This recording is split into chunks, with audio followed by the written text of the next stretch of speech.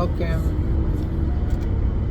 to another episode of Durries and Discussion.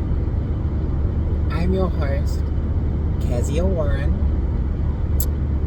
and in this, well, what am I doing right now?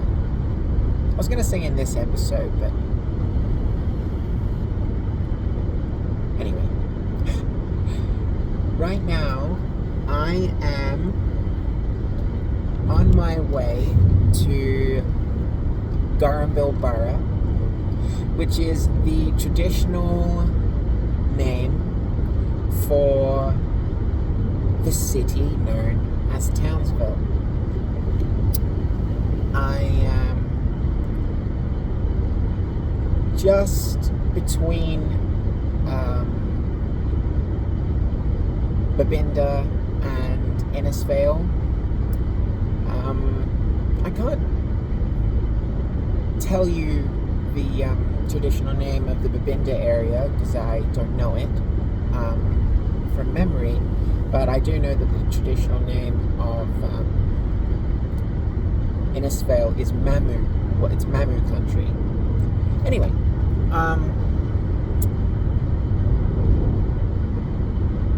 I'm doing a bit of a spontaneous thing right now. I've just got on the road to drive. A friend of mine is having a birthday party and said, you know, if I'm in the area, come along. I used to party with them a lot. We used to hang out a lot when I lived in Gurambilbarra, and I visit a fair bit, which is why they would have asked. If you're watching, hello. I'm on my way, but also I'm doing a not only is it a nice opportunity to go and see my friend for their birthday, but also it's a nice opportunity to surprise Lucy. Hello, Lucy. Lucy's my favorite human. In other words, is the person that I'm in love with.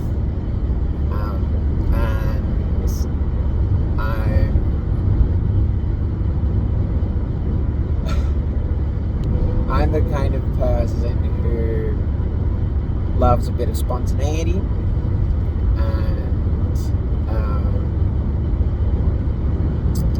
so when I was offered to come and stay at my friend's place for their birthday, I sort of jumped at the opportunity, because it also comes with the opportunity of being able to be close to my lover, who is there at the moment. Anyway, I just wanted to, I guess, chit-chat while I'm on the road. I've got CDs that I can listen to, and music on my phone. However, I'm in a current state of wanting to create. I've got the thought to at least create something, and I'm grateful to be in the space that I am with this video series, because it was a great help for me many years ago, prior to my transition.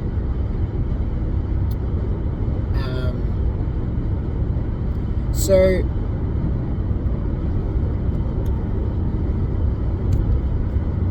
I'm grateful that I'm finally in this state of mind where I'm happy to,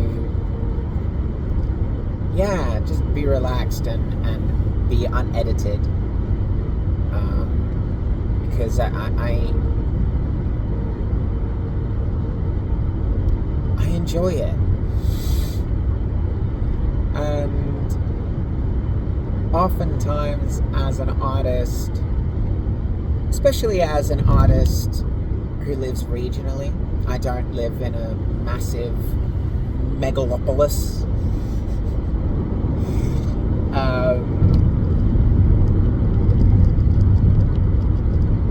So for me, I often find myself wanting to make stuff, even if it's relatively low effort, just so that I have that practice of making things and putting them out, and still nurturing the relationship that I have, the parasocial relationship that I may have with the audience, you. But also, just it keeps the creative muscles exercised. So to create is important for me, and look, it's sunset right now, as you'd be able to tell. The light is dying, which is potentially not great for this video. But what I'm gonna do when it gets too dark is put on my driving light, my internal light, and hopefully that'll do something. That'll help, hopefully. I also hope it doesn't just backlight me and make it impossible to see me. Hey, maybe a car will be behind me the whole time, and the rear view mirror will reflect the headlights onto my face. That'd be handy.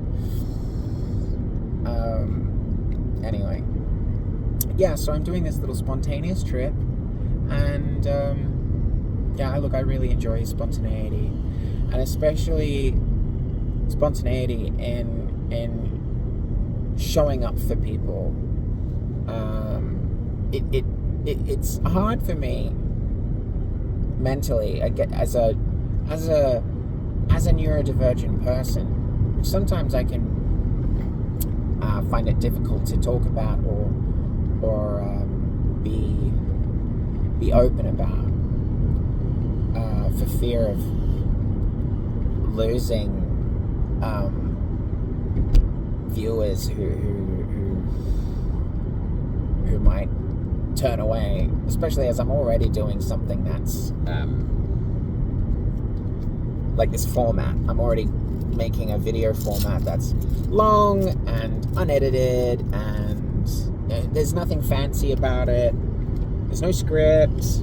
There's no appealing to the algorithm. I'm just doing shit. And I swear too, which believe it or not, is not great for the algorithm. And it's getting worse and worse. These tech companies are becoming more and more conservative in their approach to doing business. And it comes as no surprise if you're politically aware, given that majority of these massive tech companies, such as Google and Microsoft and Amazon, etc., are based in America, and America's political system has gone full conservative now. At current, at time of recording, it's all a bit damn is a swear word over there, more so than usual. Which, although I am able to articulate that I understand that that's, going on. So, I'm not going like, why the fuck? I know why the fuck. It's fucking stupid to me. Especially as an Australian settler, the culture here is so, at least where I've grown up, in Gimuy, Yidinji, it's shall we say, the idea that damn is, or hell, or God, or oh my God, are considered swears, like genuine cussing, is like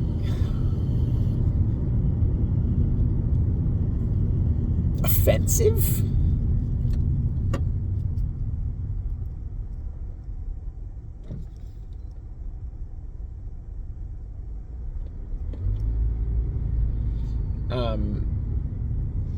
It's just letting someone into my lane. It's weird, not just like offensive, truly, but more so just strange. Like it's like it's cringe. It's cringe. It's cringy that the world leaders, they're not anymore. Like it's American global dominance is sunsetting. Besides military dominance, and that will subside. Not tomorrow, not next year, maybe in the next 10 or 20 though, as their financial system fucking collapses, because it's being wrought by capitalists, by neo-capitalists who have no sense of respect for order or tradition or legacy or material wisdom or accounting, let's say, material value, worth. Anyway, yeah. But anywho,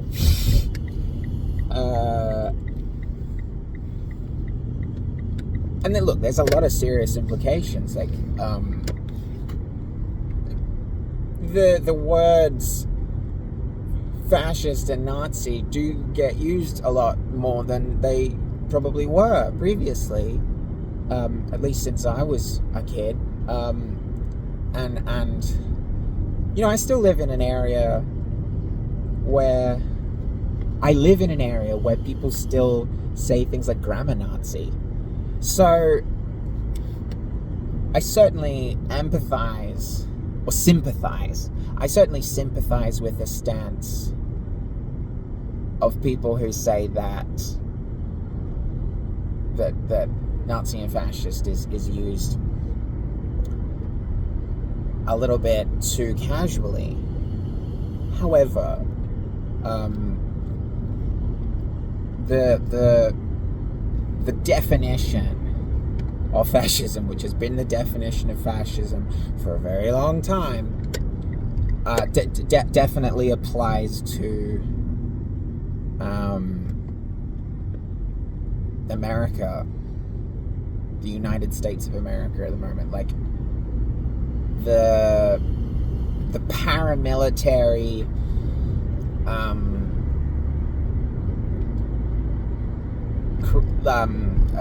a group known as ICE, agency known as ICE, is like, just that footage is, it's full on like something out of a post-apocalypse or a dystopia, or even like a World War II film. It's really upsetting. Now, that said, like the seriousness of it aside, so to speak, the reality of the situation is that while America is, scary and everything, the power of the United States of America is fucking sunsetting. According to a number of experts, who I believe and speak rationally. One of them is a economist named Richard Wolff. And Richard Wolff, in a number of interviews, podcasts, and on his own YouTube channel, is on record talking about the financial collapse of Western capitalism in its current era or form.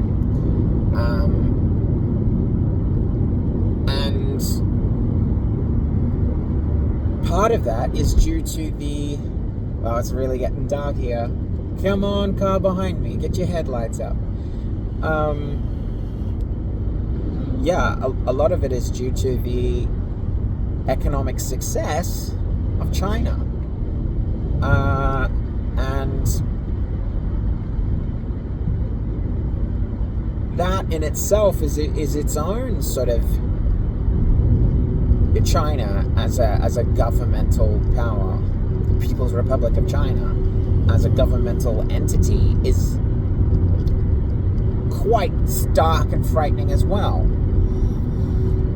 Not in its current form, except for a number of the people within its borders and a number of people outside of its borders,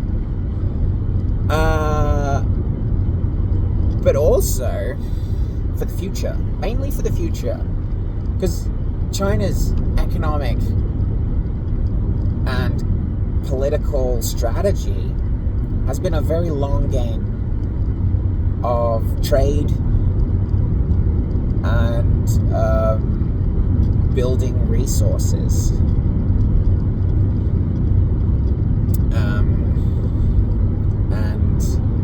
And the United States of America is in a lot of debt to China.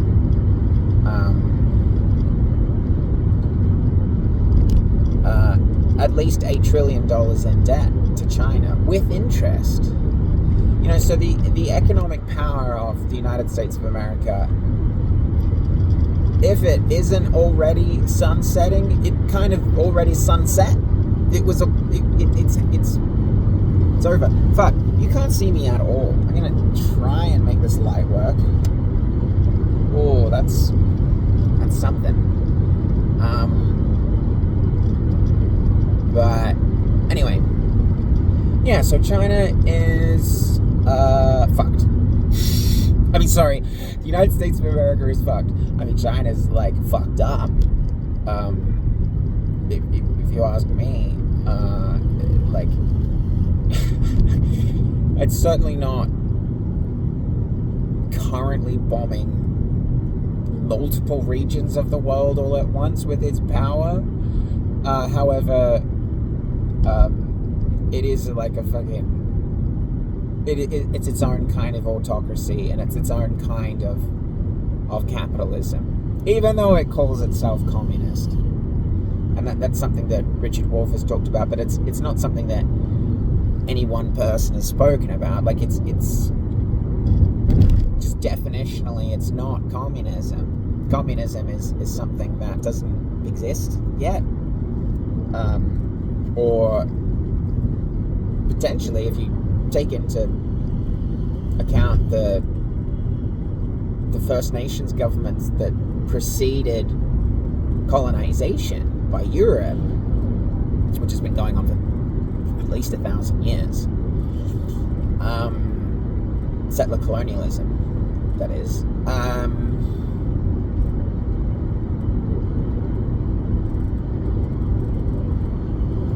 Anyway, First Nations cultures are probably more communist than anything that's ever existed.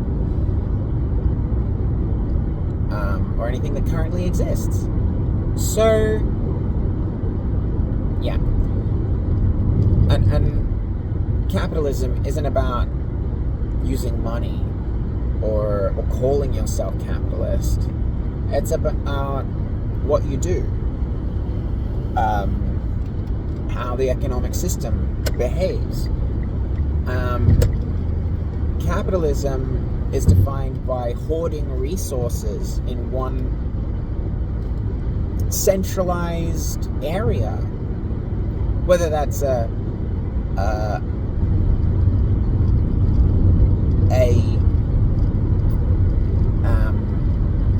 physical area or a figurative area. It's centralized into one stakeholder. Like it's all about a pyramid structure of wealth and power with a top-down approach, and it is focused on few people making decisions that affect the majority.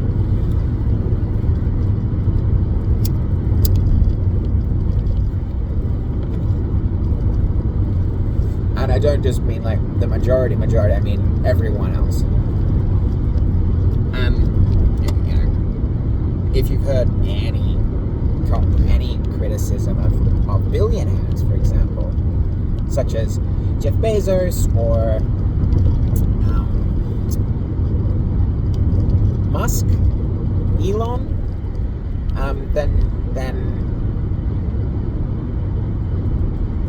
then you'll probably heard the idea that most of the world's wealth is owned by a small amount of people.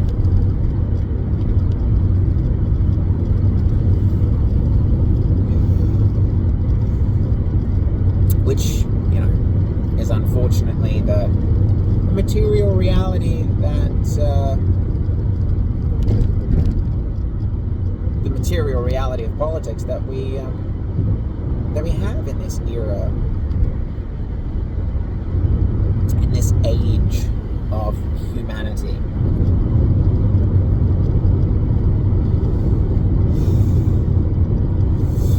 So, anyway, I forgot how we got here. I really did forget how I've really forgotten how I got on this tangent. Anyway,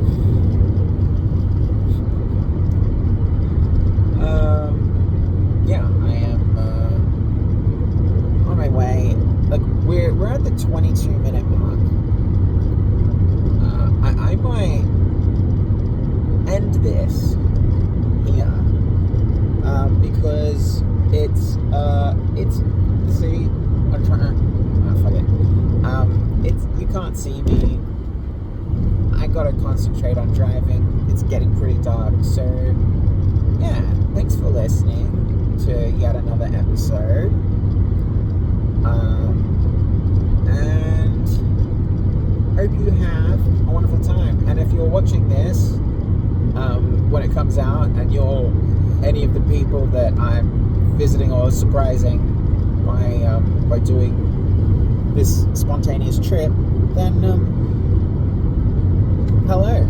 Gotcha. Alright. Bye, lovely people in my phone.